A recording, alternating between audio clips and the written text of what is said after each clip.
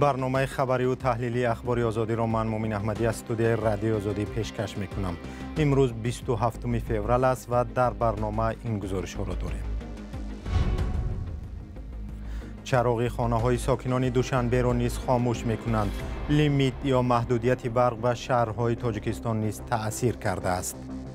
خیسیم رفتیم کوارتیر گفتیم گلوکوی مایده قطعی خنگ بخرن گفتیم بچه ها کلین منو خیسیم رفتیم او ده هفته سوینگی خونه دزده.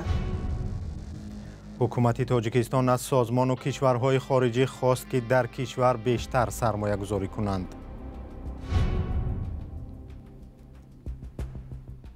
دادستان سوق جزئیات پرونده یک مقام دولتی را آشکار کرد که به سوء استفاده از مقام و ساختکاری متهم می شود.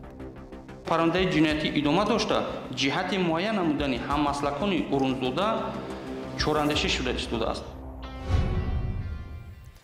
برخی از ساکنان شهر دوشنبه پایتخت تاجیکستان شکایت دارند که لیمیت یا محدودیت نیروی برق تا خانه های آنها نیز رسیده است. تاکنون تنها ساکنان دهات از محدودیت نیروی برق شکایت داشتند. حالا برخی ساکنان دوشنبه، کولاب و دیگر شهرهای تاجیکستان میگویند برق را در این سردی ها در خانه هایشان قطع میکنند. همکارم زرنگیز نوروزشاه به شکایت ساکنان گوش داد. تاجیکی مردم چی حال دارن؟ سوید نیست. ای سهره سوید نیست. تاجیکستان 100 سال عقب دیولی. یعنی اونجا سوید ندارن. ناحیه فیردوسی. شکایت ساکنی یکی از ناحیه‌های مرکزی دوشنبه از بی‌برقی. برق در خانه آنها در این روزهای سرد هر روز 4 ساعت خاموش می شده است. میگوید در این سردی مخصوصا کودکان اذیت میکشند. کودک ببینین. یک بیچاره 10 کاوات هم پیچونین. اخنکیش میشن. بیرون برف اینا. مثل این کوربر در این روزهای سرد و پربرف تاجیکستان ساکنان زیادی از گوشه و کنار پایتخت و همکشور از محدود بودن نیروی برق در خانه هایشان شکایت میکنند. معمولا لیمیت برق در منطقه ها جای داشت، ولی امسال به گفته ساکنان در برخی از محله و بلنداشانه های دوشنبه هم برق را ساعت ها و بی آگاهی خاموش میکنند. 10 روز شد که خنک شده سویتای ما را میکشن. یا از سحر تا عبید یا از عبید تا بگه مجبور میشیم که دامی گاز اوقات کنیم چای کنیم. کودکان در هوای خنک در خانه های خنک کسل، گریپ. قسمی از ساکنان خانه های بلنداشانه در ناحیه های اطراف شهر میگویند مجبور شدند با بخاری بابایی خانه های خود را گرم کنند. مثل این خانه در آشیانه دوم ناحیه رودکی.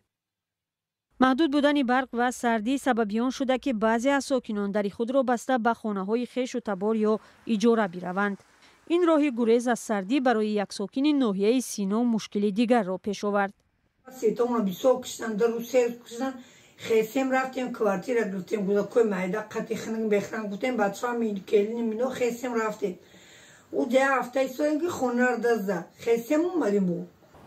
محدود شدن برق در این روزهای اخیر در پایتخت را مقامات شرح ندادند، اما ماه پیش وزیر انرژتیکا یک سبب رو افزایش طلبات به برق گفته بود. دویم مسئله این وابستگی دارد به تغییر یابی اقلیم.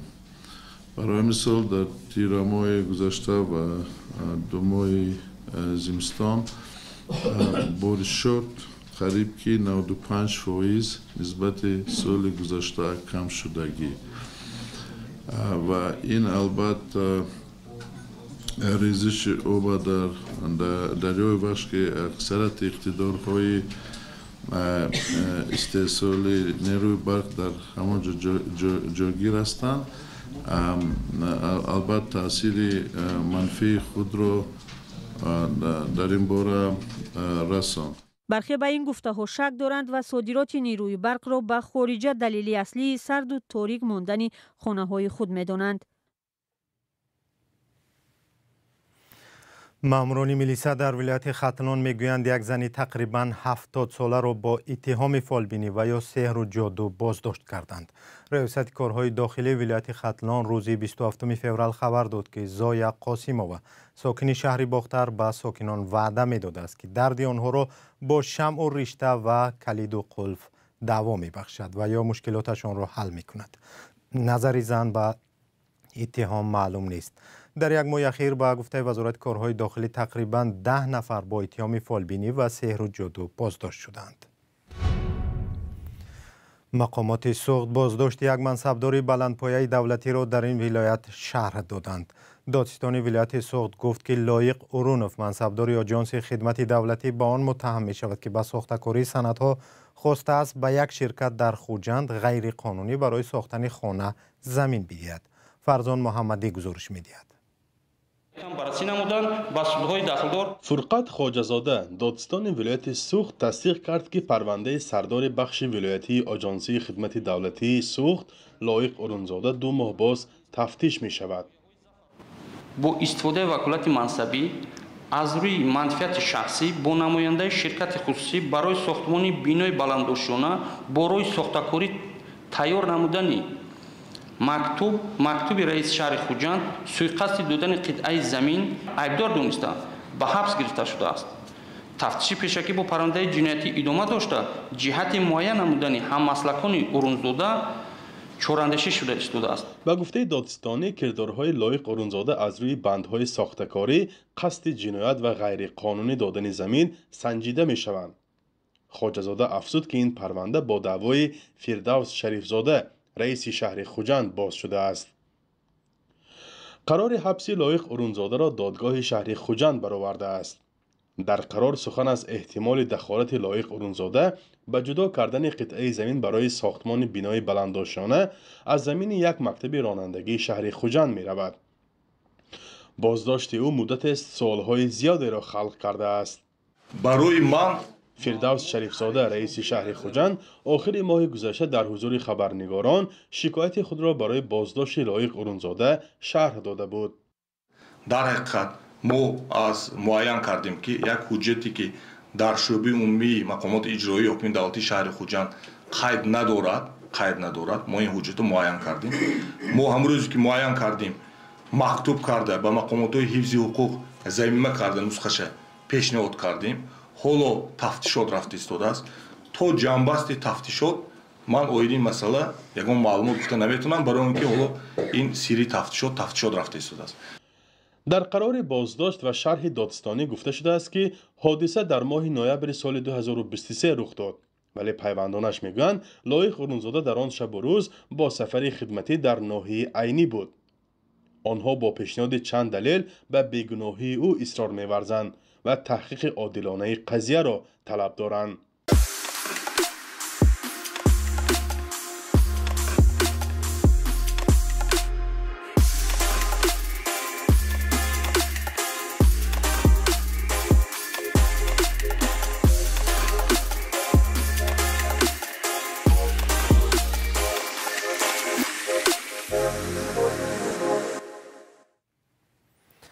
وزارت کارهای خارجی تاجیکستان برای جلب سرمایه به کشور سفیران کشورهای خارجی و نمایندگان سازمانهای مالیوی را به نشست دعوت کرده است. سازمانهای بین المللی در گزارش‌های خود در گذشته دلیل نآمدن سرمایه‌گذاران خارجی به تاجیکستان را از جمله فساد و تمجید نامیده بودند. همکارم ارشاد سلیمانی و براد یوسفی در این نشست شرکت داشتند. وزارت کارهای خارجی تاجیکستان با حضور 3 نهاد مهم، وزارت رشد اقتصاد، کمیته‌های سرمایه‌گذاری و رشد سیاحی، امکانات و ظرفیت‌های سرمایه‌گذاری تاجیکستان را برای کورپس‌های دیپلماتی و نهادهای بین‌المللی معرفی کرد. اسمت الله نصرالدین معاون اول وزیر کارهای خارجی تاجیکستان هدف از این نشست را تلاش‌های تاجیکستان برای جلب بیشتر سرمایه‌های خارجی به اقتصاد کشور عنوان کرد.